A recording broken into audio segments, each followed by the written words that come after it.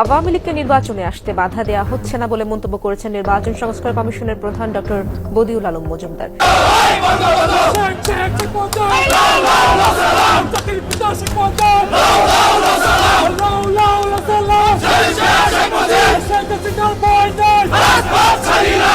কর্মীরা আবার বিদ্রোহ বিপ্লবে নেমে যাব।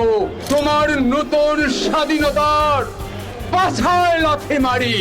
অবশেষে নির্বাচনে অংশ নিতে বাধা নেই আওয়ামী লীগের। শেখ হাসিনা দেশ ত্যাগের পরে আওয়ামী নেতা কর্মীদের ওপর হামলা, মামলা, অত্যাচার, নিপীড়ন চালিয়েছে ইউনূসের প্রশাসন।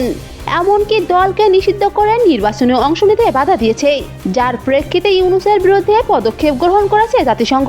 নির্বাচন নিয়ে গুরুত্বপূর্ণ বার্তা এলো যুক্তরাষ্ট্রের কংগ্রেস থেকে। অবাধ, সুষ্ঠু ও অন্তর্ভুক্তিমূলক নির্বাচন নিশ্চিত করার আহ্বান জানিয়ে বাংলাদেশের অন্তর্বর্তী সরকারের প্রধান উপদেষ্টা ডক্টর মোহাম্মদ ইউনূসের কাছে চিঠি পাঠিয়েছেন মার্কিন কংগ্রেস। এদিকে সাধারণ মানুষ থেকে শুরু করে রাজনৈতিকবিদরা বলছেন, ডক্টর ইউনূস ষড়যন্ত্রের মাধ্যমে ক্ষমতায় থাকতে এসেছে। বাংলাদেশে আজকে যে অথর্ব অযোগ্য সরকার বাংলাদেশের ঘাড়ে বসে চেপেছে, সরকার একটা ম্যাটিকুলাস ডিজাইনের মধ্যে দিয়ে আজকে রাষ্ট্র গঠন করেছে, বিশ্বমঞ্চে গিয়ে সেটা স্বীকার করেছে।